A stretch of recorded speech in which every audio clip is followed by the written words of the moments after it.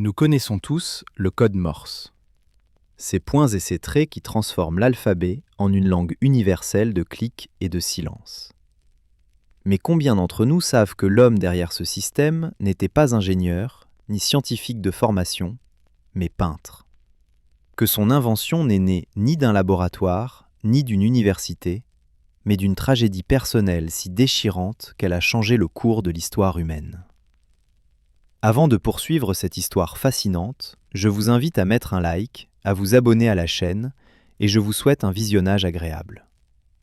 Maintenant, replongeons dans cette époque où les nouvelles voyageaient à la vitesse d'un cheval au galop, où une lettre d'amour pouvait mettre des semaines à atteindre son destinataire, où la mort d'un être cher pouvait survenir sans que vous le sachiez pendant des jours, des semaines, parfois des mois.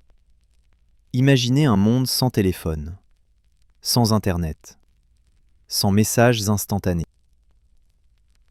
Un monde où la communication à distance se limitait aux lettres portées par des cavaliers, aux signaux de fumée, aux drapeaux maritimes. Un monde où le temps lui-même semblait différent, plus lent, plus cruel dans son indifférence. C'était le monde de 1825. Et c'était le monde dans lequel vivait Samuel Finley Breese Morse. Un homme qui n'avait aucune idée qu'il allait le transformer à jamais. Ce jour-là, Samuel Morse se trouvait à Washington. Il peignait un portrait du général Lafayette, héros de la Révolution américaine. Morse était un artiste respecté, un homme aux doigts tachés de peinture plutôt que d'encre de télégraphe. Il avait étudié à la Royal Academy de Londres, avait voyagé à travers l'Europe, avait contemplé les chefs-d'œuvre des maîtres italiens. Ses pinceaux capturaient la lumière et l'ombre, les visages des puissants, les paysages de la jeune Amérique. Il ne cherchait pas à révolutionner les communications. Il cherchait simplement à capturer la beauté sur une toile. Mais le destin, comme souvent, avait d'autres plans. Alors que Morse travaillait sur son portrait, concentré sur chaque coup de pinceau, un messager arriva à cheval. L'homme était couvert de poussière, épuisé par des jours de voyage. Il portait une lettre, une simple enveloppe scellée. À l'intérieur, quelques mots qui allaient détruire le monde de Samuel Morse et, paradoxalement, en construire un nouveau pour l'humanité entière. Sa femme, Lucretia, était morte. Elle avait succombé à une maladie soudaine. Mais le plus atroce, le détail qui allait hanter Morse pour le reste de ses jours, c'était qu'elle était déjà enterrée au moment où il apprenait la nouvelle. Il n'avait pas pu lui dire au revoir. Il n'avait pas pu tenir sa main une dernière fois. Il n'avait même pas pu assister à ses funérailles. La distance et la lenteur des communications avaient volé ces derniers moments précieux. La douleur qui s'empara de Morse n'était pas seulement celle du deuil. C'était une rage contre l'impuissance, contre l'injustice d'un monde où l'espace et le temps conspirent pour séparer les êtres aimés au moment le plus crucial. Comment était-il possible, se demandait-il, qu'en cette année 1825, alors que l'humanité avait construit des cathédrales magnifiques, peint des fresques immortelles, écrit des symphonies qui faisaient pleurer les anges, comment était-il possible qu'une information aussi vitale mette des jours à parcourir quelques centaines de kilomètres? Cette question allait le consumer. Mais pas immédiatement, car Samuel Morse n'était pas encore l'inventeur que nous connaissons.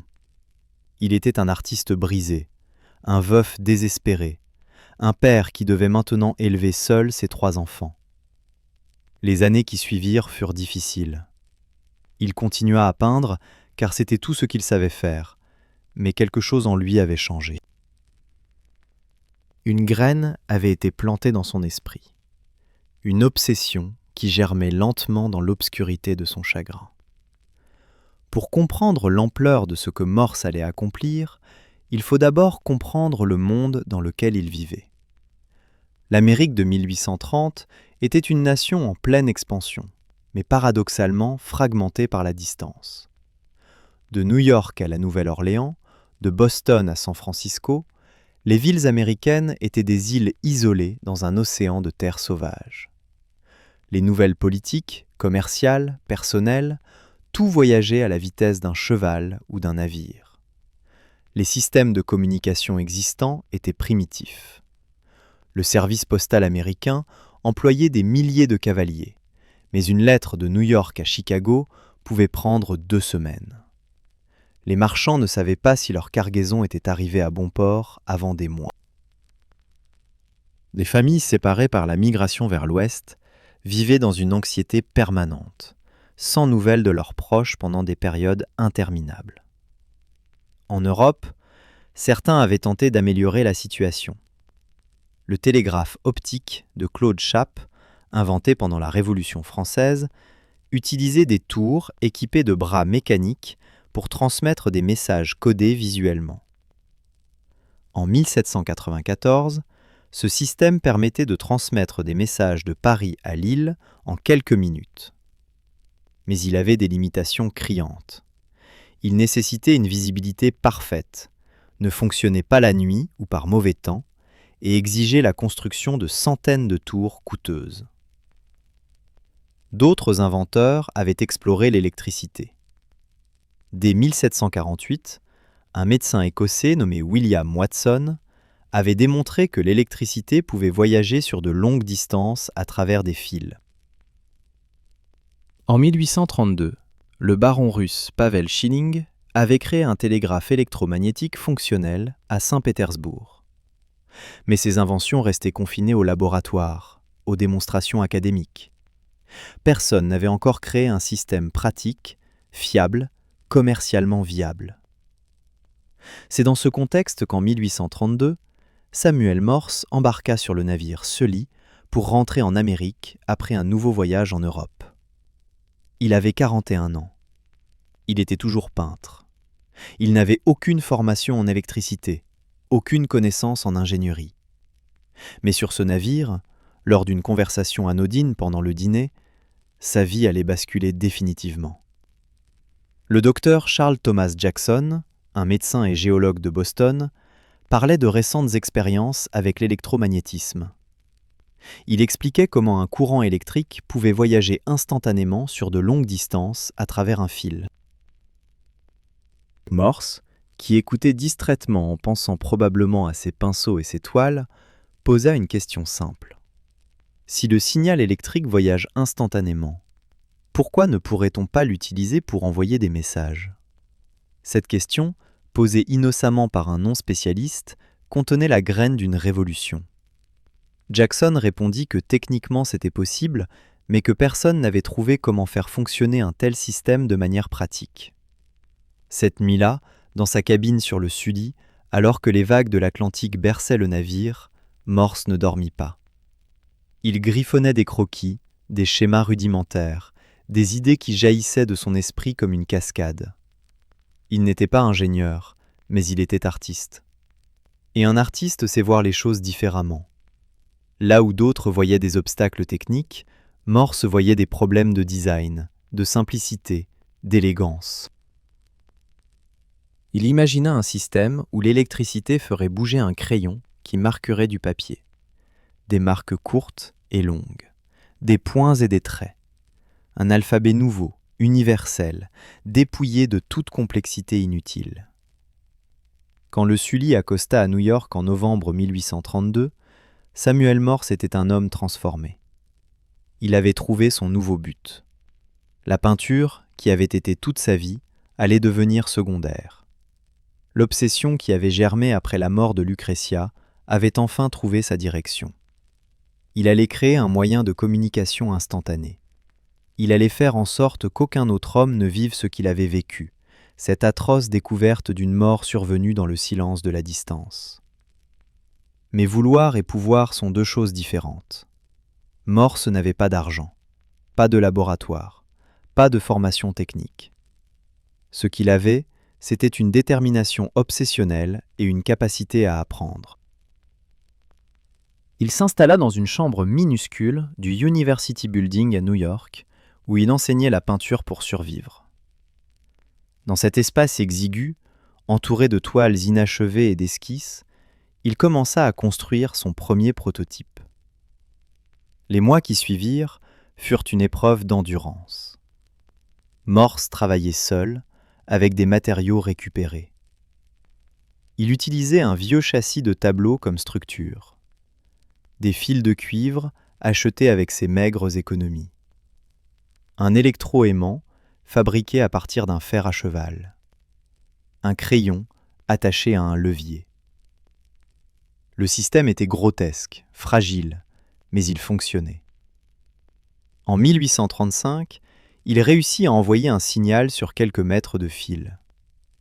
C'était pathétique comparé à ce dont il rêvait, mais c'était un début. Morse savait qu'il avait besoin d'aide. Il ne pouvait pas tout faire seul. Il commença à chercher des collaborateurs, des gens qui pourraient apporter ce qui lui manquait, des connaissances techniques, de l'argent, de la crédibilité. Sa première recrue fut Leonard Gale, professeur de chimie à l'université. Gale apporta une compréhension scientifique que Morse n'avait pas. Il améliora le système électrique, augmenta la puissance des électroaimants, permit au signal de voyager sur des distances plus longues. Ensemble, en 1837, ils réussirent à envoyer un message sur plus de 3 km de fil enroulé dans une pièce. Mais ils avaient besoin de plus, de financement, d'expertise en ingénierie. C'est alors qu'Alfred Vail entra en scène. Vail était le fils d'un riche industriel du New Jersey.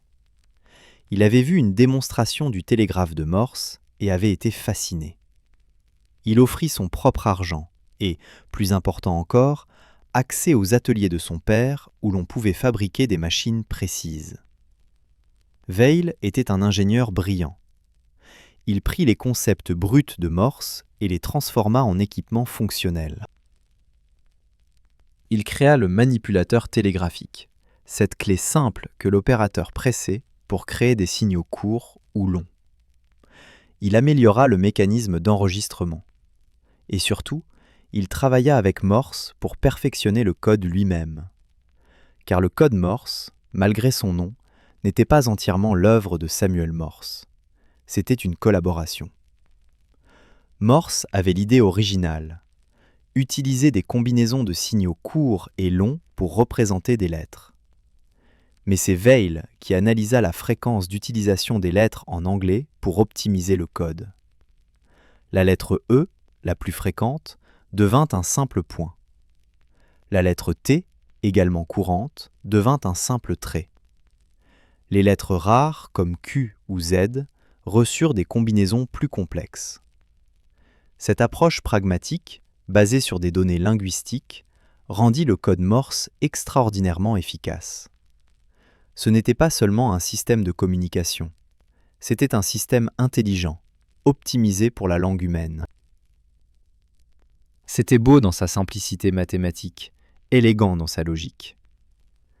En 1838, Morse et son équipe étaient prêts pour une démonstration publique. Ils installèrent leur système dans le Franklin Institute à Philadelphie. Devant une audience sceptique de scientifiques, d'hommes d'affaires et de curieux, ils envoyèrent des messages d'un bout à l'autre du bâtiment.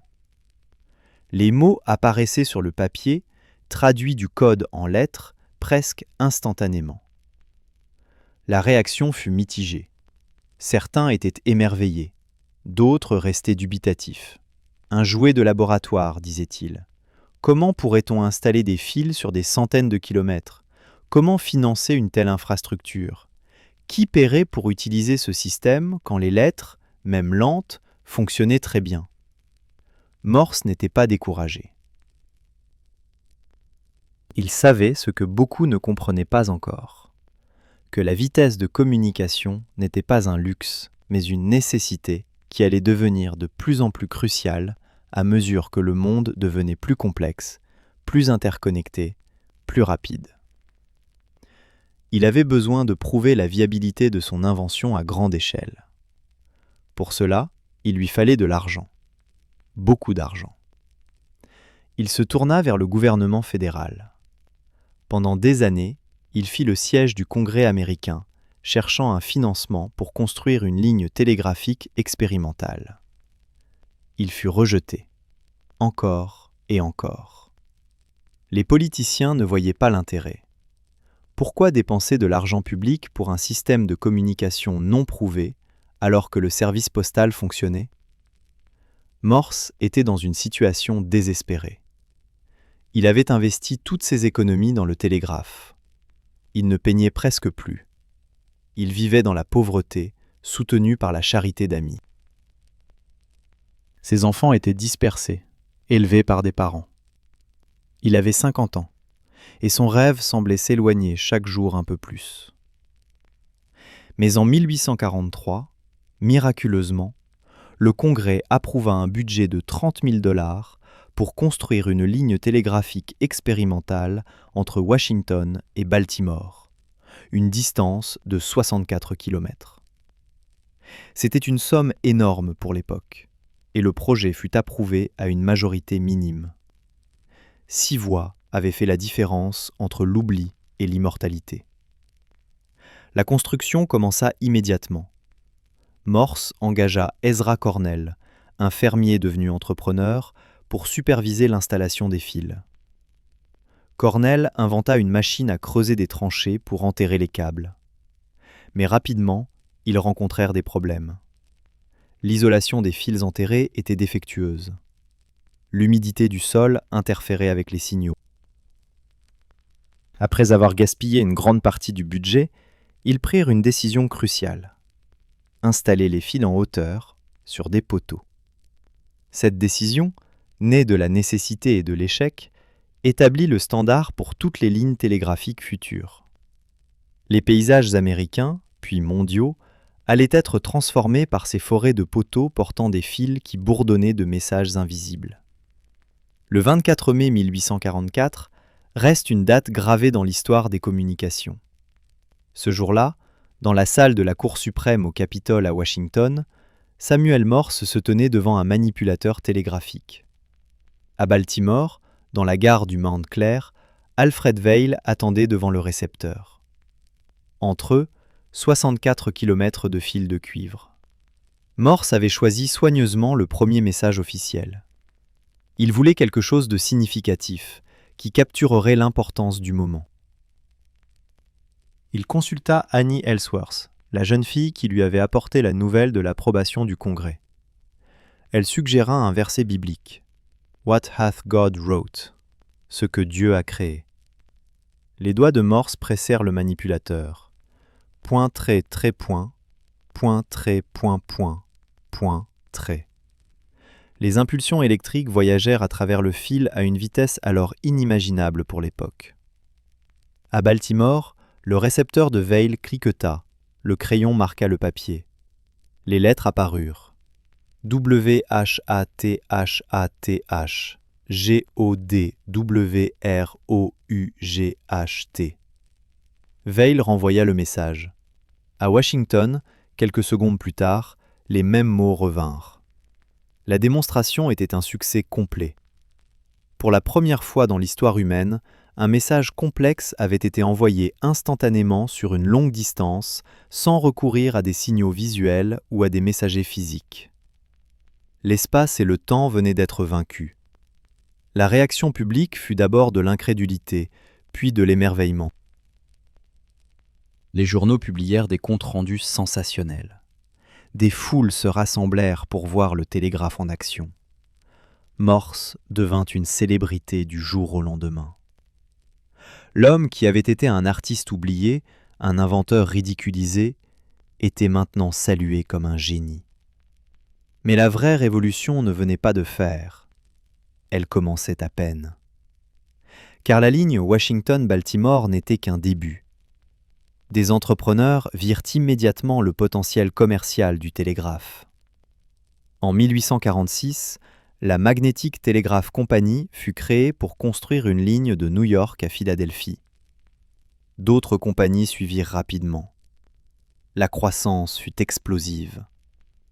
En 1848, il y avait 3200 km de lignes télégraphiques aux États-Unis.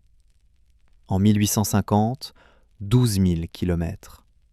En 1860, plus de 80 000 km de fils reliaient toutes les grandes villes américaines. Le réseau s'étendait comme des veines et des artères, portant non pas du sang, mais de l'information. L'impact sur la société américaine fut immédiat et profond. Les journaux furent les premiers à saisir le potentiel. Avant le télégraphe, les nouvelles nationales étaient vieilles de jours ou de semaines quand elles atteignaient les lecteurs. Maintenant, un événement à Boston pouvait être rapporté à la Nouvelle-Orléans le jour même. En 1848, pendant la guerre américano-mexicaine, les Américains suivirent les batailles presque en temps réel, une expérience sans précédent. Les marchands et les hommes d'affaires découvrirent que le télégraphe transformait le commerce. Les prix des marchandises, qui variaient énormément d'une ville à l'autre en raison du délai d'information, commencèrent à se standardiser. Un marchand de coton à New York savait maintenant instantanément le prix du coton à Charleston. L'arbitrage devint plus difficile, mais le commerce devint plus efficace.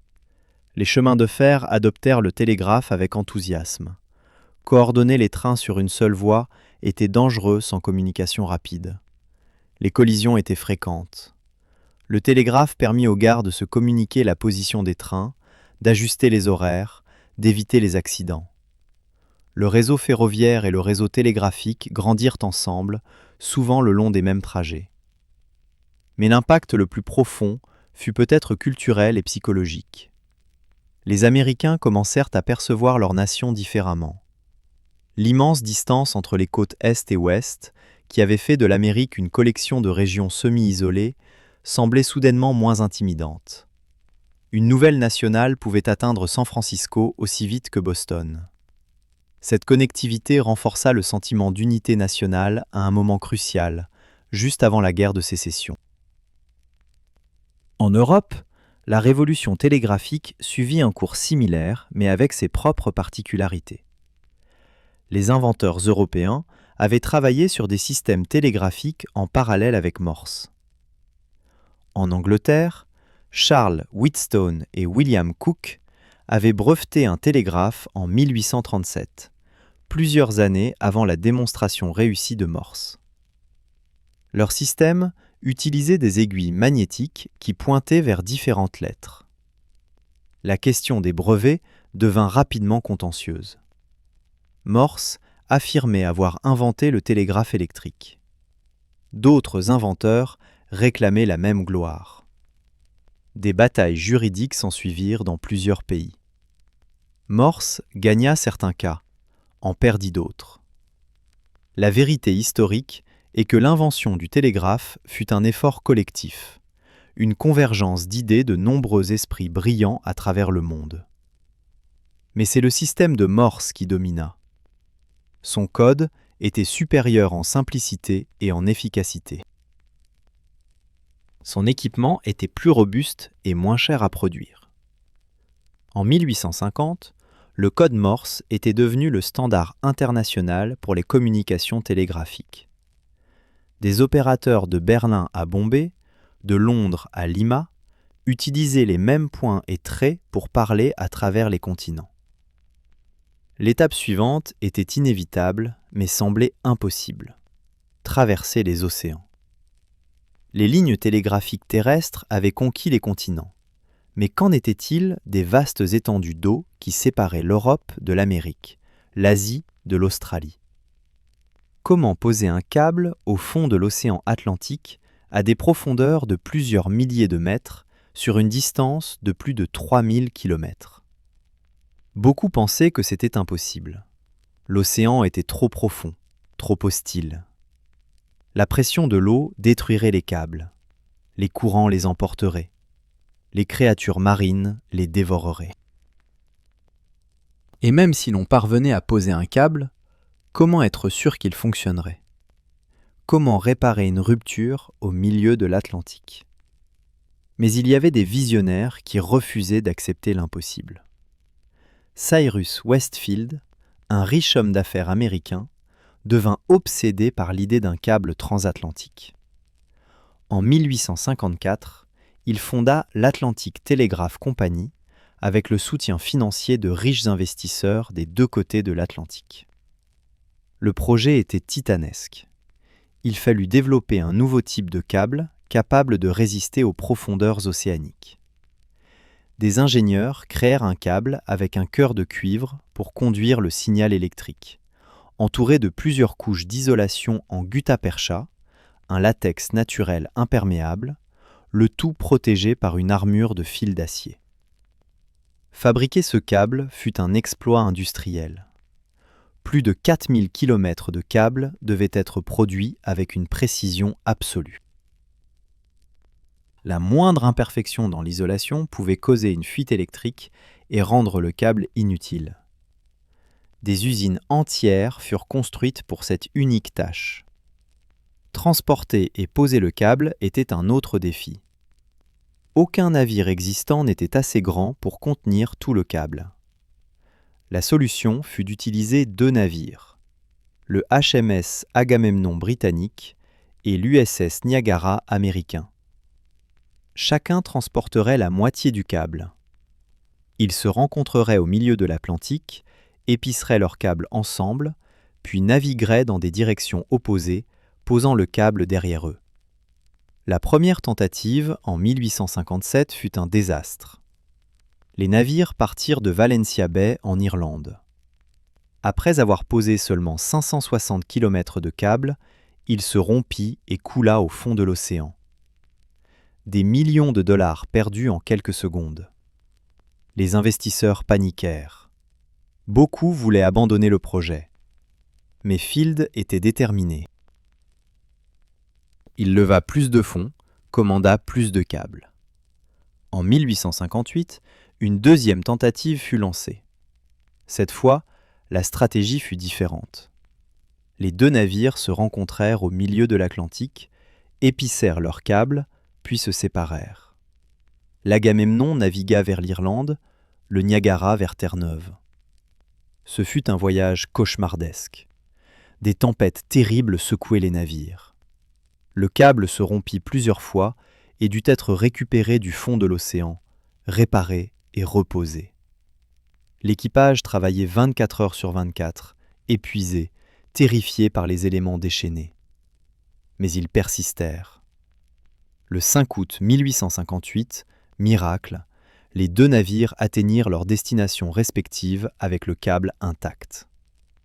Pour la première fois dans l'histoire, l'Europe et l'Amérique étaient physiquement connectés. Le monde retint son souffle. Le 16 août, la reine Victoria d'Angleterre envoya un message au président James Buchanan des États-Unis. Le message comportait 98 mots et prit 16 heures à transmettre, car le signal était extrêmement faible à travers cette immense distance. Mais il arriva. L'impossible était devenu réel. Les célébrations furent délirantes. À New York, une parade spontanée envahit les rues. Des feux d'artifice illuminèrent le ciel avec tant d'intensité qu'ils mirent accidentellement le feu à l'hôtel de ville. À Londres, les foules se rassemblèrent devant le palais de Buckingham pour acclamer la reine. Cyrus Field devint un héros international du jour au lendemain. Mais le triomphe fut de courte durée. Quelques semaines seulement après son installation, le câble cessa de fonctionner. Les ingénieurs avaient appliqué des voltages trop élevés en essayant d'améliorer la force du signal, endommageant irrémédiablement l'isolation. Le câble transatlantique de 1858 était mort. Le désespoir qui suivit fut presque aussi intense que l'euphorie précédente. Les sceptiques triomphèrent. « Je vous l'avais dit, proclamait-il, c'était une folie, un gaspillage d'argent. Les océans ne peuvent pas être conquis. » Field fut ridiculisé, traité de charlatan et d'escroc. Certains accusèrent même le câble d'avoir été un canular élaboré. Pendant des années, le projet du câble transatlantique sembla mort. La guerre de sécession américaine détourna l'attention et les ressources. Mais Field n'abandonna jamais. Il continua à collecter des fonds, à améliorer la technologie, à planifier une nouvelle tentative. Son obsession était devenue aussi totale que celle de Morse l'avait été. En 1865, une nouvelle expédition fut lancée avec le plus grand navire du monde, le Great Eastern, capable de transporter tout le câble seul. Cette fois, les ingénieurs avaient appris de leurs erreurs précédentes. Le câble était mieux isolé, plus robuste. Des instruments plus sensibles permettaient de détecter les défauts avant que le câble ne soit posé. Le Great Eastern quitta l'Irlande avec 4000 km de câble dans ses cales. Pendant des jours, tout se passa bien. Le câble se déroulait régulièrement dans l'Atlantique. Mais à 1900 km de l'Irlande, à seulement quelques jours de Terre-Neuve, le câble se rompit à nouveau. Malgré des tentatives frénétiques pour le récupérer, il disparut dans les profondeurs, à 3000 mètres sous la surface. C'était le désastre le plus coûteux à ce jour. Mais incroyablement, Field trouva encore des investisseurs prêts à essayer une fois de plus. En 1866, le Great Eastern repartit. Cette fois, tout fonctionna. Le 27 juillet, le câble atteignit Terre-Neuve. La connexion fut testée. Elle tenait. Les messages commencèrent à passer entre l'Europe et l'Amérique avec une fiabilité remarquable. Mais Field n'était pas satisfait. Il voulait récupérer le câble perdu l'année précédente. Le Great Eastern retourna à l'endroit approximatif de la rupture. Avec des grappins, l'équipage dragua le fond de l'océan. C'était chercher une aiguille dans une botte de foin, sauf que la botte de foin faisait des centaines de kilomètres carrés et était sous 3000 mètres d'eau. Miraculeusement, après des semaines de recherche, ils récupérèrent le câble perdu. Ils le réparèrent, le raccordèrent à un nouveau segment et le posèrent jusqu'à Terre-Neuve. Maintenant, il y avait 2 câbles transatlantiques fonctionnels. La communication intercontinentale instantanée était devenue une réalité permanente. L'impact fut transformateur. Les nouvelles d'Europe atteignaient l'Amérique en quelques heures au lieu de semaines. Les marchés financiers de Londres et de New York devinrent synchronisés. Les entreprises pouvaient coordonner des opérations sur plusieurs continents. Les gouvernements pouvaient communiquer rapidement en temps de crise. Le monde, littéralement, devenait plus petit. D'autres câbles sous-marins suivirent rapidement. L'Inde fut connectée à l'Angleterre en 1870, l'Australie en 1872, l'Amérique du Sud, l'Afrique, l'Asie. En l'espace de quelques décennies, un réseau mondial de câbles télégraphiques enveloppait la planète comme une toile d'araignée géante. Des centaines de milliers de kilomètres de câbles reposaient sur les fonds océaniques, transportant les conversations, les transactions, les nouvelles du monde. Mais revenons à Samuel Morse. Que lui était-il arrivé pendant cette explosion de technologie qu'il avait contribué à déclencher ? Il avait vécu pour voir son invention transformer le monde. Il était devenu riche et célèbre. Les honneurs s'accumulèrent, médailles, doctorats honorifiques, statues. Pourtant, sa vie personnelle resta marquée par la tragédie qu'il avait lancée sur ce chemin. Il se remaria en 1848 avec Sarah Griswold, avec qui il eut 4 autres enfants. Mais la mémoire de Lucretia, dont la mort avait été l'étincelle de tout, ne le quitta jamais. Il portait toujours une mèche de ses cheveux dans un médaillon. Morse vécut assez longtemps pour voir des développements qu'il n'aurait jamais imaginés. Alexander Graham Bell inventa le téléphone en 1876, permettant non seulement de transmettre du code, mais la voix humaine elle-même à travers des fils. Guglielmo Marconi développa la radio au tournant du XXe siècle, permettant la communication sans fil du tout. Samuel Morse mourut le 2 avril 1872 à New York. Il avait 80 ans. À sa mort, les opérateurs télégraphiques de tout le pays observèrent 1 minute de silence, leur manipulateur immobile pour la première fois depuis des décennies. C'était un hommage approprié à l'homme qui avait donné une voix au fils de cuivre. Mais l'histoire du code Morse ne s'arrête pas avec la mort de son créateur. Au contraire, elle ne faisait que commencer véritablement. Car le code Morse allait devenir bien plus qu'un simple outil de communication commerciale. Il allait devenir un langage de survie, d'espoir, de connexion humaine dans les moments les plus sombres. Pendant la Première Guerre mondiale, le code Morse devint crucial pour les communications militaires. Les armées de tous les pays l'utilisaient pour transmettre des ordres, coordonner des offensives, rapporter des mouvements ennemis. Des milliers de jeunes hommes apprirent à taper et à écouter le code, leurs doigts dansant sur les manipulateurs dans des tranchées boueuses, leurs oreilles tendues pour capter des signaux faibles à travers le bruit de l'artillerie. La marine adopta le code Morse avec une ferveur particulière.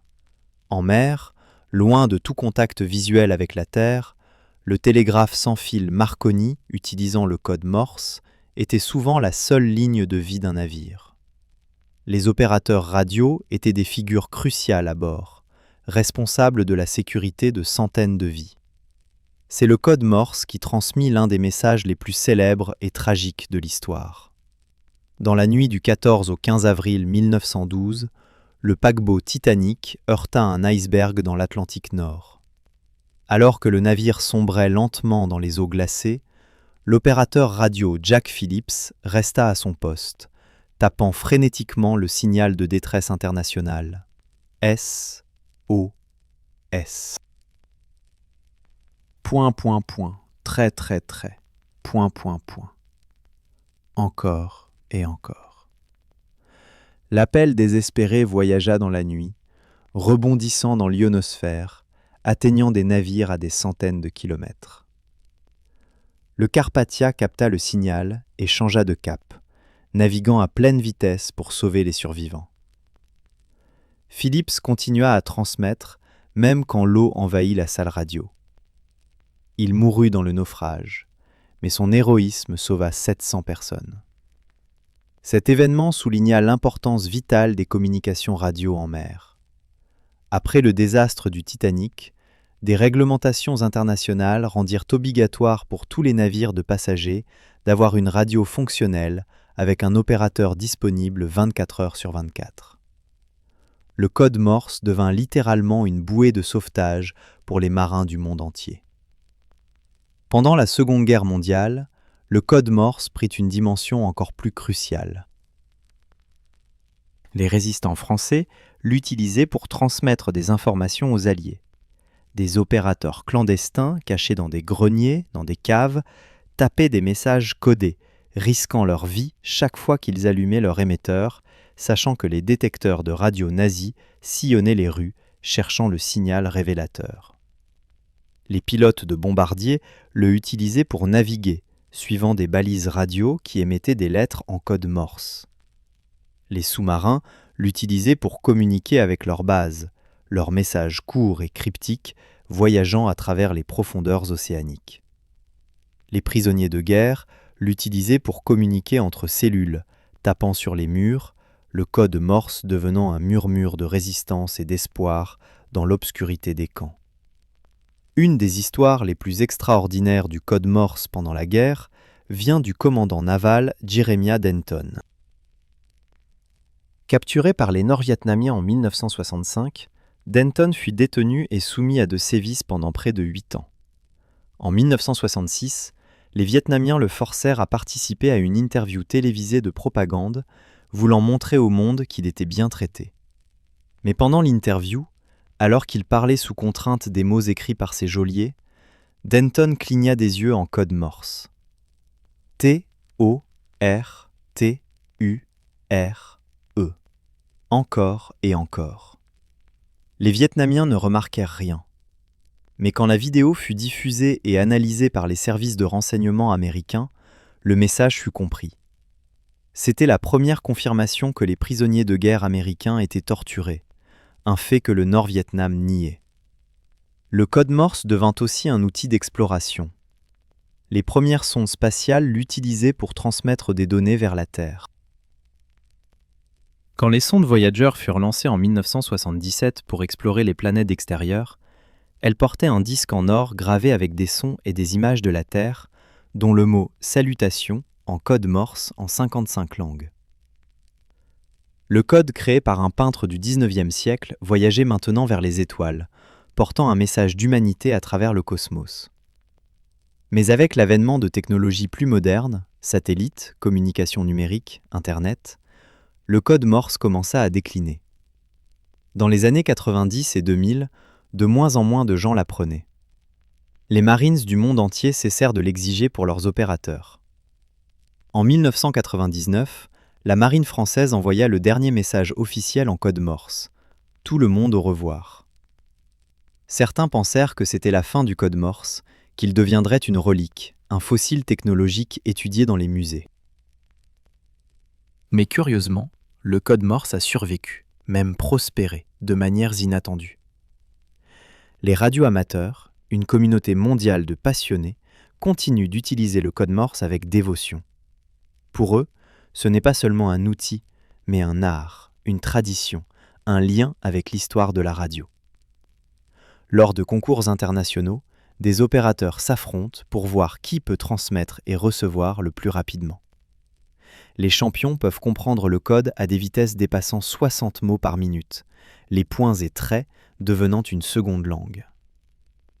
Le code morse a trouvé une nouvelle vie dans l'ère numérique de façon surprenante. Les systèmes de communication d'urgence l'utilisent encore car il est robuste, capable de passer à travers du bruit et des interférences qui rendraient la voix inintelligible. Après des catastrophes naturelles, quand toutes les autres communications échouent, un simple émetteur morse alimenté par batterie peut sauver des vies. Les artistes et les musiciens ont adopté le code morse comme moyen d'expression. Des compositions musicales incorporent des rythmes morse. Des œuvres d'art visuel utilisent des points et des traits comme éléments de design.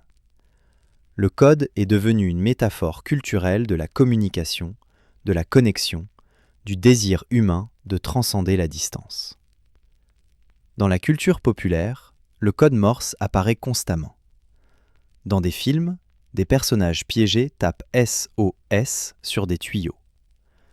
Dans des séries télévisées, des messages secrets sont cachés en morse. Il est devenu un trope narratif reconnu instantanément, symbolisant l'ingéniosité humaine face à l'adversité. Mais peut-être que l'héritage le plus profond du code morse n'est pas technique, mais philosophique. Il représente une idée simple mais révolutionnaire. Que les barrières de distance qui ont séparé les humains depuis le début de notre histoire ne sont pas insurmontables. Qu'avec de l'ingéniosité, de la détermination et du travail, nous pouvons nous connecter à travers n'importe quelle distance. Pensez à ce que le monde a perdu avec la mort de Lucretia Morse. Une femme est morte entourée d'étrangers au lieu de son mari bien-aimé. Un homme a reçu la pire nouvelle de sa vie, des jours trop tard pour agir. Des enfants ont perdu leur mère et ensuite, essentiellement, leur père aussi, car le chagrin l'a dévoré. Mais de cette tragédie personnelle est née une révolution qui a changé la trajectoire de l'histoire humaine. Combien de vies ont été sauvées parce qu'un médecin a pu télégraphier pour de l'aide? Combien de familles ont été réunies parce qu'elles pouvaient se coordonner par télégraphe? Combien d'entreprises ont prospéré parce que l'information voyageait à la vitesse de la lumière plutôt qu'à la vitesse d'un cheval? Le télégraphe et le code morse ont transformé non seulement comment nous communiquons, mais comment nous pensons l'espace et le temps. Avant Morse, la distance était une barrière absolue. Maintenant, elle n'était qu'un inconvénient. Cette transformation psychologique a permis tout ce qui a suivi. Le téléphone, la radio, la télévision, Internet. Chaque technologie s'est construite sur la révélation fondamentale du télégraphe, que l'information peut voyager plus vite que n'importe quel être humain. Il y a une ironie poignante dans le fait que Samuel Morse, qui a passé sa jeunesse à essayer de capturer la lumière et l'ombre sur des toiles, a fini par capturer quelque chose de bien plus éphémère et puissant, la pensée humaine elle-même, transformée en impulsions électriques voyageant à travers le monde. Morse n'était pas un scientifique parfait.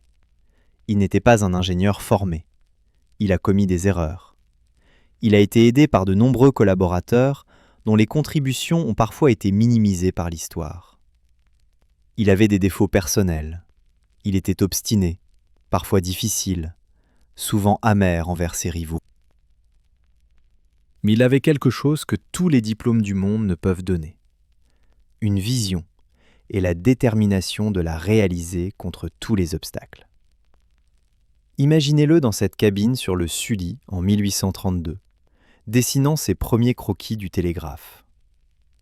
Un peintre de 41 ans qui venait de passer des mois à admirer les chefs-d'œuvre de l'Europe, retournant vers une Amérique où il lutterait pour obtenir des commissions. Rien dans sa formation ne le préparait à devenir un inventeur. Rien dans son expérience ne suggérait qu'il changerait le monde. Mais il avait une douleur qui le motivait. Il avait perdu sa femme à cause de la tyrannie de la distance. Il avait ressenti l'impuissance cruelle de ne pas pouvoir être là quand elle en avait besoin. Cette douleur, au lieu de le détruire, l'a transformé. Elle a canalisé son énergie créative loin de la peinture et vers quelque chose de plus grand. C'est peut-être la leçon la plus importante de l'histoire de Samuel Morse. Que nos plus grandes innovations viennent souvent de nos plus grandes douleurs. Que le désespoir personnel peut devenir un moteur de progrès pour l'humanité entière. Que l'échec et la tragédie ne sont pas des fins, mais potentiellement des débuts. Morse a vécu pour voir son invention devenir banale, une partie acceptée de la vie quotidienne.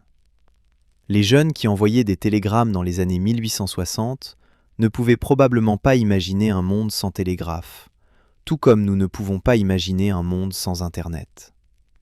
C'est le destin des grandes inventions. Elles deviennent invisibles dans leur ubiquité. Mais de temps en temps, il est bon de se rappeler, de réaliser qu'il y avait un moment où tout cela n'existait pas, où la communication instantanée était un rêve impossible. Où un homme seul, armé seulement d'une idée et d'une détermination obsessionnelle, a commencé à construire le futur. Le code Morse aujourd'hui nous semble simple, presque primitif. Des points et des traits. Même un enfant peut l'apprendre. Mais cette simplicité était son génie. Morse a compris qu'un système de communication n'a pas besoin d'être complexe pour être puissant. Il doit juste être fiable, universel, adaptable. Et adaptable, le code Morse l'était certainement. Il a fonctionné avec des fils de cuivre terrestres, avec des câbles sous-marins, avec des ondes radio, avec des lumières clignotantes, avec des sons de klaxons, avec des tapotements sur des murs de prison, avec des clignements d'yeux. C'est un système qui transcende le médium, une idée pure qui peut être implémentée de 1000 façons différentes. Cette flexibilité a permis au code Morse de survivre longtemps après que d'autres technologies de son époque ont disparu. Le télégraphe mécanique de Chappe est oublié sauf des historiens. Les premiers téléphones sont dans des musées. Mais le code Morse vit encore, utilisé par des radioamateurs, des militaires, des marins, des aventuriers.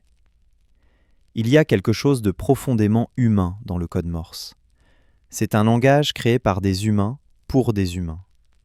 Il n'a pas la froideur binaire du code informatique. Il a un rythme, une musicalité. Les opérateurs Morse expérimentés peuvent reconnaître leurs collègues par leurs touches, la manière unique dont chaque personne tape le code, comme une écriture manuscrite en points et traits. Pendant la Seconde Guerre mondiale, cette particularité sauva des vies. Les agents secrets avaient des touches distinctives que leurs contrôleurs apprenaient à reconnaître. Si un agent était capturé et que l'ennemi essayait d'utiliser sa radio, le changement de touche alertait immédiatement les contrôleurs que quelque chose n'allait pas. Le code Morse était devenu non seulement un outil de communication, mais une forme d'authentification biométrique avant que le concept n'existe. Il y a aussi une beauté mathématique dans le code. la façon dont Weil et Morse ont analysé la fréquence des lettres en anglais pour optimiser le code était une forme précoce de science des données. Ils ont compris que toutes les lettres ne sont pas égales en utilisation et ont créé un système qui reflétait cette réalité. C'était élégant, efficace, intelligent. Cette approche a influencé le développement ultérieur des technologies de communication. L'idée de compresser l'information, de la rendre plus efficace à transmettre, est fondamentale dans toutes les communications numériques modernes. Les algorithmes de compression que nous utilisons aujourd'hui pour les fichiers, les vidéos, les images, tous doivent une dette intellectuelle à cette idée simple. Optimiser le code en fonction de la fréquence d'utilisation. Morse lui-même n'a probablement jamais imaginé l'ampleur de son impact. Il pensait probablement qu'il créait un outil utile pour les affaires et le gouvernement. Il ne pouvait pas prévoir que son code serait utilisé pour coordonner des armées, sauver des marins naufragés, résister à des dictatures, explorer l'espace. C'est la nature de l'innovation véritable. Elle échappe au contrôle de ses créateurs. Une fois qu'une idée puissante est lâchée dans le monde, elle prend sa propre vie.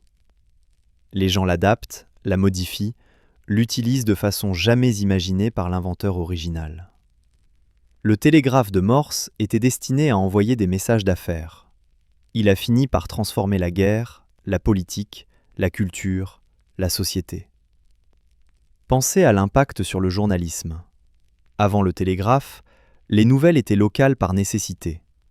Un journal à Boston parlait principalement de Boston, car c'étaient les seules nouvelles fraîches disponibles. Avec le télégraphe, soudainement, un journal pouvait rapporter des événements de partout dans le pays, dans le monde, le jour même. Cela a créé une nouvelle forme de journalisme, le correspondant. Des reporters étaient postés dans des villes importantes, envoyant des dépêches télégraphiques à leurs journaux. Ces dépêches devaient être concises, car le temps télégraphique était cher.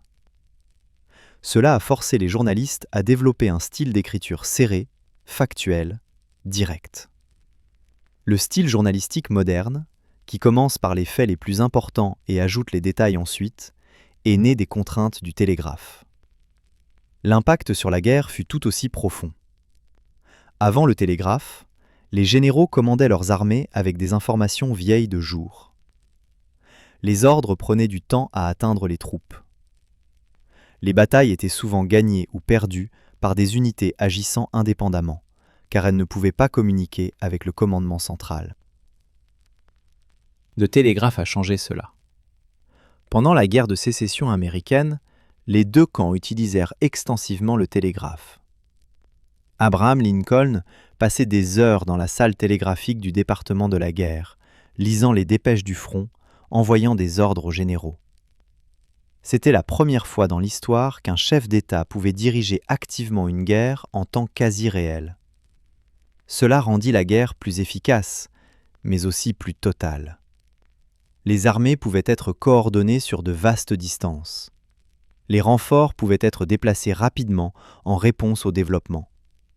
Les économies de guerre pouvaient être gérées centralement. La guerre de sécession fut la première guerre industrielle moderne, et le télégraphe était un de ses outils clés. Les confédérés comprirent l'importance du télégraphe. Des raids de cavalerie ciblaient spécifiquement les lignes télégraphiques de l'Union, les coupant pour semer la confusion. Les deux camps employaient des cryptographes pour encoder leurs messages télégraphiques, sachant que l'ennemi écoutait. C'était la naissance de la guerre de l'information. L'impact économique du télégraphe était tout aussi révolutionnaire. Avant, les marchés étaient fragmentés. Le prix du blé à Chicago pouvait être complètement différent du prix à New York, simplement parce que l'information ne circulait pas. Les marchands qui avaient accès à l'information plus rapidement avaient un énorme avantage. Le télégraphe nivela le terrain de jeu. Les prix commencèrent à se standardiser à travers le pays. Les bourses de marchandises devinrent nationales, puis internationales. Un fermier dans l'Iowa pouvait connaître les prix du marché à New York et décider quand vendre sa récolte. Cette transparence de l'information rendit les marchés plus efficaces et sans doute plus justes. Mais elle créa aussi de nouvelles formes de manipulation. Certains spéculateurs soudoyaient des opérateurs télégraphiques pour obtenir des informations de marché quelques minutes avant tout le monde. Ces quelques minutes pouvaient valoir des fortunes. Les premières formes de délit d'initié et de manipulation de marché électronique apparurent presque immédiatement. Le télégraphe transforma aussi les relations interpersonnelles. Pour la première fois, les familles séparées par la migration pouvaient rester en contact régulier. Un immigrant à New York pouvait envoyer un télégramme à sa famille en Irlande. Ce n'était pas bon marché, mais c'était possible. Cela changea la nature de l'immigration, la rendant moins définitive, moins comme un adieu pour toujours. Les télégrammes devinrent aussi un médium pour exprimer des émotions urgentes. Les déclarations d'amour par télégramme, les annonces de naissance, les condoléances. Les mots « stop » utilisés pour marquer la ponctuation dans les télégrammes, car elles n'étaient pas transmissibles en morse, devinrent emblématiques d'une époque. Mais le télégraphe apportait aussi de mauvaises nouvelles avec une rapidité cruelle. Pendant les 2 guerres mondiales, les télégrammes étaient redoutés. Les familles savaient qu'un messager télégraphique à la porte pouvait signifier qu'un fils, un mari, un père était mort au combat. Le même outil qui rapprochait les gens dans les bons moments, les brisait dans les pires. Cette dualité, le pouvoir de connexion et le pouvoir de blesser, est inhérente à toute technologie de communication. Le télégraphe ne faisait qu'amplifier ce qui existait déjà dans les lettres, notre capacité à toucher les autres à travers la distance, pour le meilleur et pour le pire. Samuel Morse a vécu assez longtemps pour voir certains de ces effets secondaires de son invention. On ne sait pas s'il a réfléchi aux implications morales du télégraphe. Il était un homme de son temps, focalisé sur l'aspect technique et commercial. Mais on peut imaginer qu'il comprenait, d'une manière personnelle que peu pouvaient égaler, le pouvoir et le danger de la communication instantanée. Après tout, c'était l'absence de communication rapide qui lui avait coûté sa dernière chance de dire au revoir à Lucretia. Mais c'était aussi la rapidité de cette même communication qui pouvait maintenant apporter des nouvelles dévastatrices en quelques secondes au lieu de jours.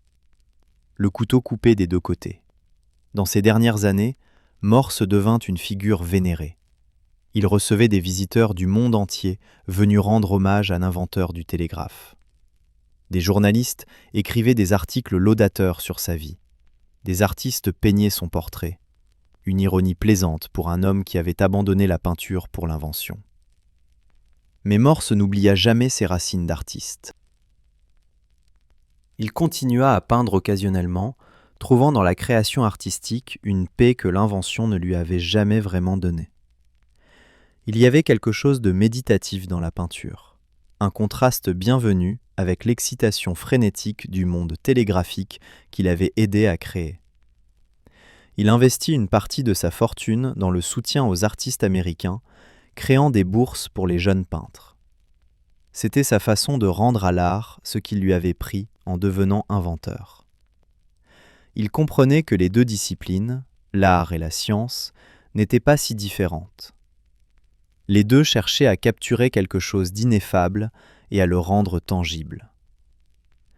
Quand Morse mourut en 1872, les télégrammes de condoléances affluèrent de partout dans le monde.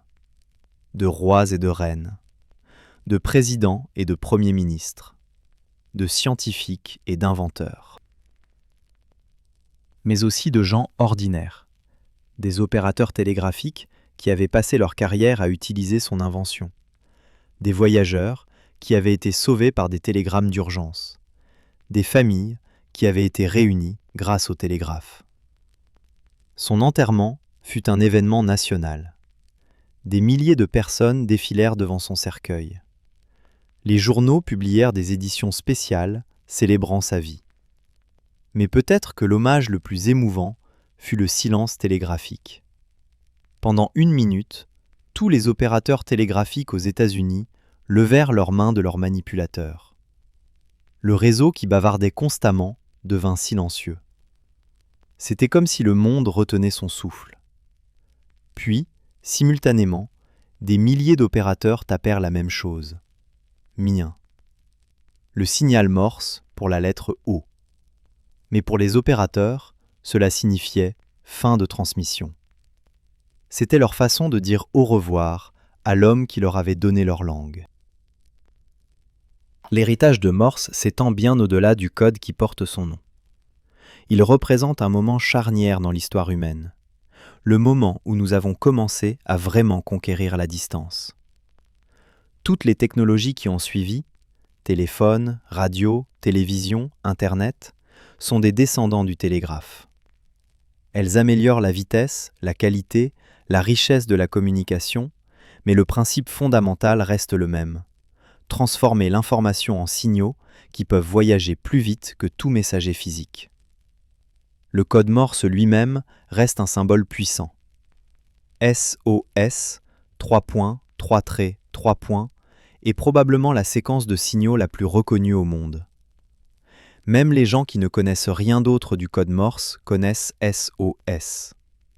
C'est devenu synonyme de détresse, d'appel à l'aide, de connexion humaine dans les moments les plus désespérés. Il y a quelque chose de profondément poétique dans le fait que ce code, créé par un homme dévasté par son incapacité à atteindre sa femme mourante, est devenu le cri universel de ceux qui ont besoin d'aide. Morse a transformé sa douleur personnelle en un outil qui a sauvé d'innombrables vies. C'est peut-être la forme la plus pure de rédemption. Aujourd'hui, quand nous envoyons un message instantané, un email, un tweet, nous ne pensons pas à Samuel Morse. Nous ne pensons pas aux fils de cuivre, aux clics des manipulateurs, aux opérateurs épuisés tapant des messages pendant des heures. Nous tenons pour acquis notre capacité à communiquer instantanément avec n'importe qui, n'importe où sur Terre, et même au-delà. Mais cette capacité, cette chose miraculeuse que nous trouvons si ordinaire, a commencé avec un peintre brisé par le chagrin qui a osé imaginer un monde différent. Un monde où la distance ne serait plus une barrière insurmontable. Un monde où les nouvelles, bonnes ou mauvaises, pourraient voyager à la vitesse de la lumière. Samuel Morse n'a pas changé les lois de la physique. Il n'a pas annulé la distance. Mais il a fait quelque chose qui, d'une certaine manière, est encore plus impressionnant. Il a changé notre relation avec la distance.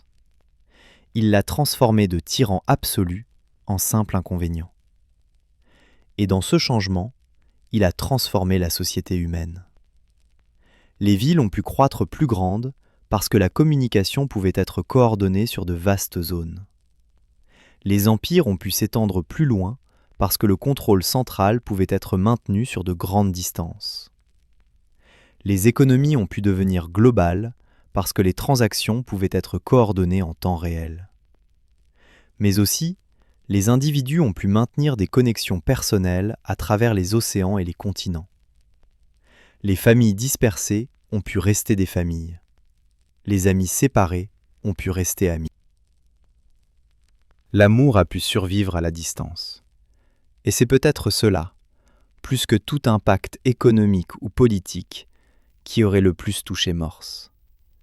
Car au fond, son invention venait d'un lieu d'amour et de perte. Nous vivons maintenant dans un monde qu'il aurait trouvé inconcevable.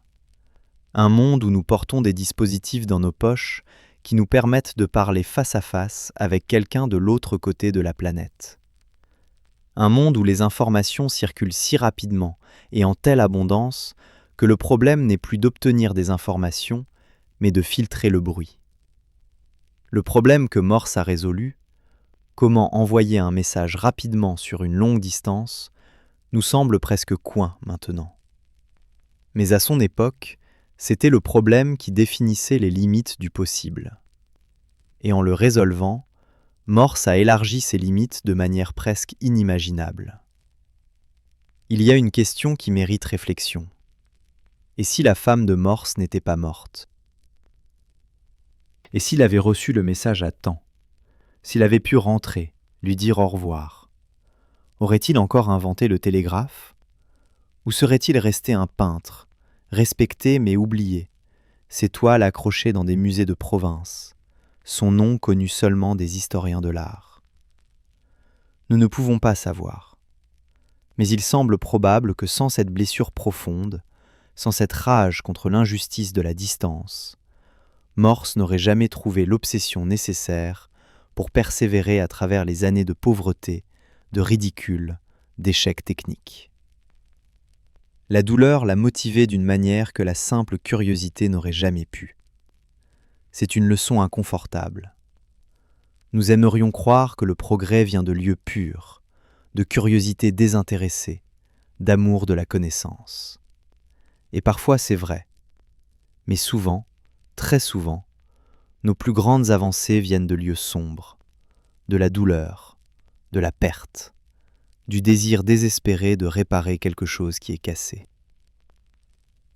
Morse ne pouvait pas ramener Lucrétien.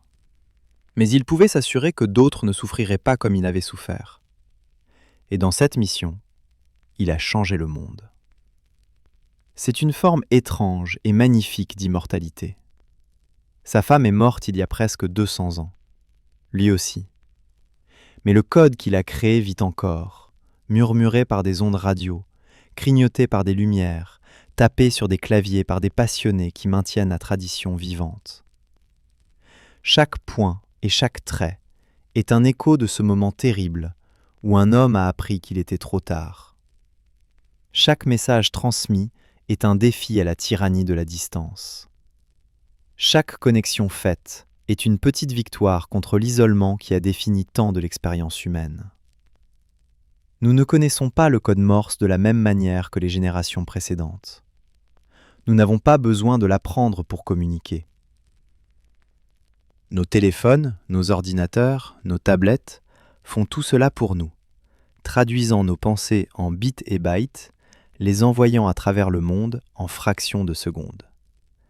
Mais peut-être devrions-nous apprendre le code Morse de toute façon. Pas par nécessité, mais par respect.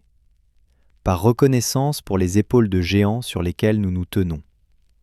Par gratitude pour les hommes et femmes qui ont refusé d'accepter les limites de leur époque et qui ont construit des ponts vers le futur. Le code Morse est simple. 3 points, 3 traits, 3 points, fait SOS. Un point trait fait A, trait point point point fait B. N'importe qui peut l'apprendre en quelques heures. Les enfants l'apprennent comme un jeu, tapant des messages secrets à leurs amis. C'est ludique, c'est amusant. Mais c'est aussi profond. Car dans ce jeu simple se cache une vérité sur la nature de la communication, de la connexion, de ce que signifie être humain. Nous sommes des êtres qui cherchent désespérément à atteindre les autres, à partager nos pensées, nos peurs, nos espoirs, nos rêves. La distance nous sépare physiquement, mais nous refusons d'accepter cette séparation comme finale. Le code Morse était notre premier vrai cri à travers le vide. Notre première vraie victoire sur la tyrannie de l'espace.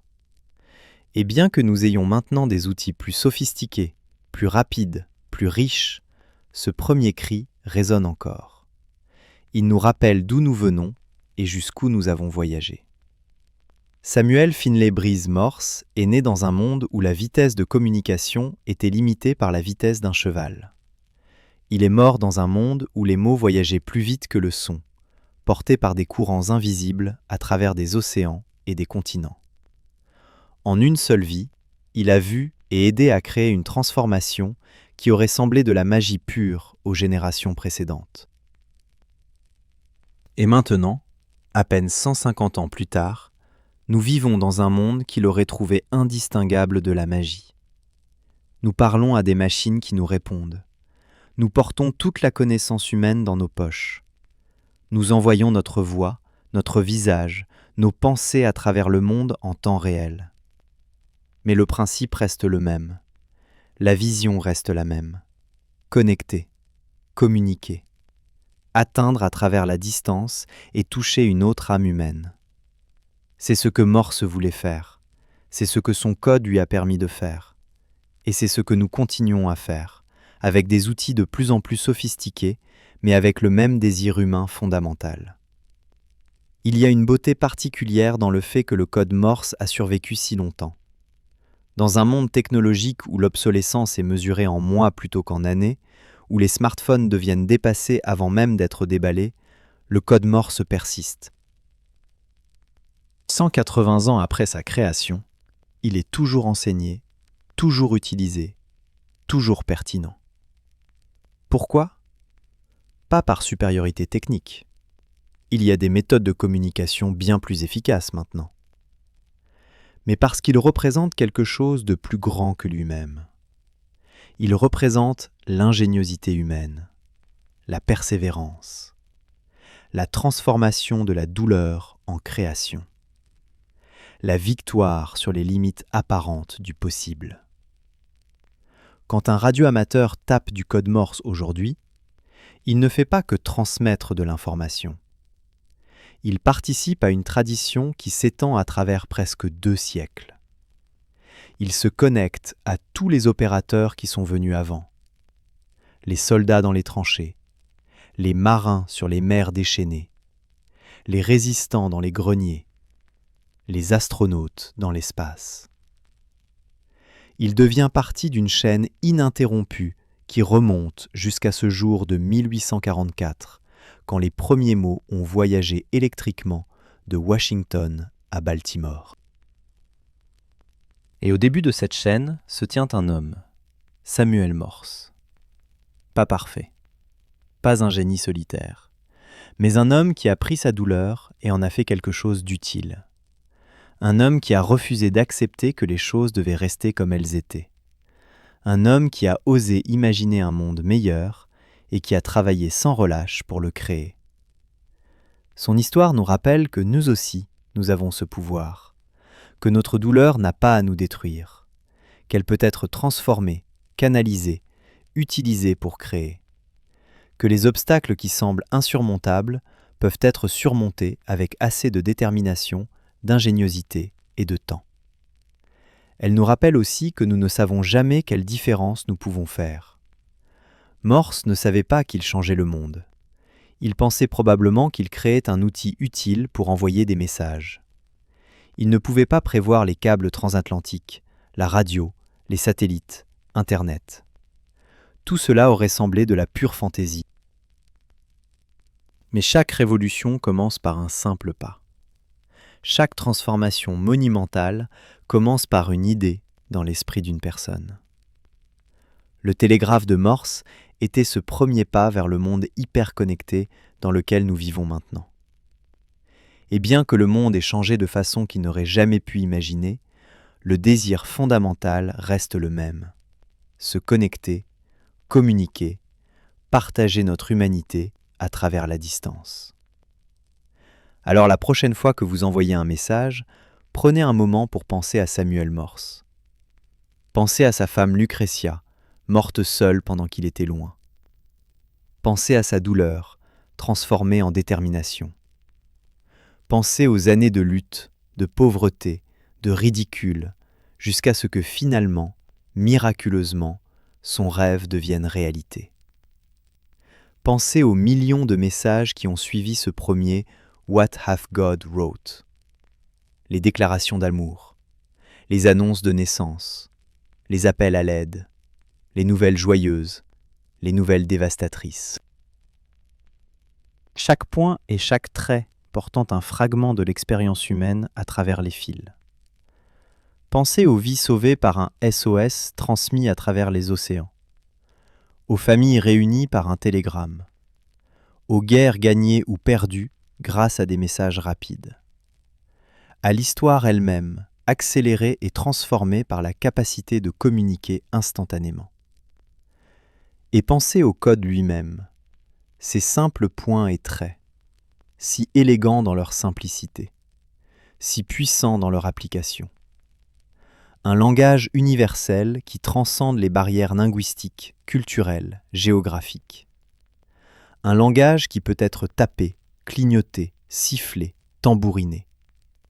Un langage qui a survécu à presque tous ceux qui l'ont créé et qui survivra probablement à nous tous.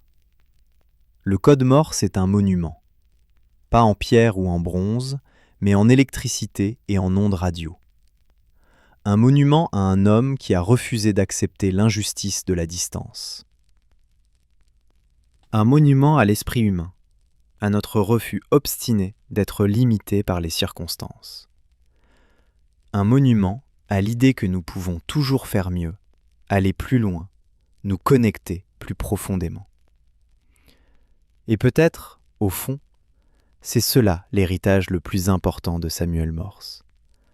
Pas le télégraphe lui-même, pas même le code, mais l'idée que la distance peut être vaincue, que les barrières peuvent être surmontées, que nous ne sommes pas condamnés à l'isolement, que peu importe à quel point nous sommes séparés physiquement, nous pouvons toujours nous atteindre, nous toucher, nous connecter. Dans un monde qui peut parfois sembler fragmenté, divisé, isolé, c'est un message qui vaut la peine d'être rappelé. Nous sommes tous connectés, que nous le réalisions ou non. Les fils qui nous lient sont maintenant invisibles, voyageant à travers des fibres optiques et des satellites, mais ils sont réels. Ils portent nos voix, nos visages, nos pensées à travers le monde en un instant. Samuel Morse a commencé cette révolution avec du fil de cuivre et un électroaimant. Nous la continuons avec des technologies qu'il n'aurait jamais pu imaginer. Mais l'impulsion est la même. Le désir est le même. Se connecter, communiquer, partager notre humanité. Et chaque fois que nous le faisons, chaque fois que nous envoyons un message à travers la distance, nous honorons sa mémoire. Nous participons à l'héritage qu'il a commencé. Nous prouvons que sa douleur n'était pas vaine, que sa vision était juste, que son rêve d'un monde sans les barrières de la distance était possible. Le code qu'il a créé a entendu le monde entier. Des millions de voix, dans des milliers de langues, toutes traduites en ces simples points et traits. Des messages d'amour et de haine, de joie et de douleur, de victoire et de défaite. L'expérience humaine entière, condensée et transmise à travers des fils de cuivre. Et maintenant, alors que le code Morse décline dans l'utilisation pratique quotidienne, il prend une nouvelle vie comme symbole, comme rappel, comme lien avec notre passé et pont vers notre futur. Car peu importe jusqu'où nous avançons technologiquement, peu importe à quel point nos outils de communication deviennent sophistiqués, nous porterons toujours avec nous cet héritage, ce premier cri à travers le vide, ce premier triomphe sur la distance. Merci d'avoir écouté cette histoire, l'histoire d'un homme, d'un code, d'une révolution. L'histoire de comment la douleur peut devenir création, comment la perte peut devenir gain, comment un simple peintre peut changer le cours de l'histoire humaine. N'hésitez pas à proposer des thèmes pour de nouvelles histoires dans les commentaires et n'oubliez pas de vous abonner à la chaîne et de mettre un like. Bonne nuit et que vos rêves soient remplis de connexions et de découvertes.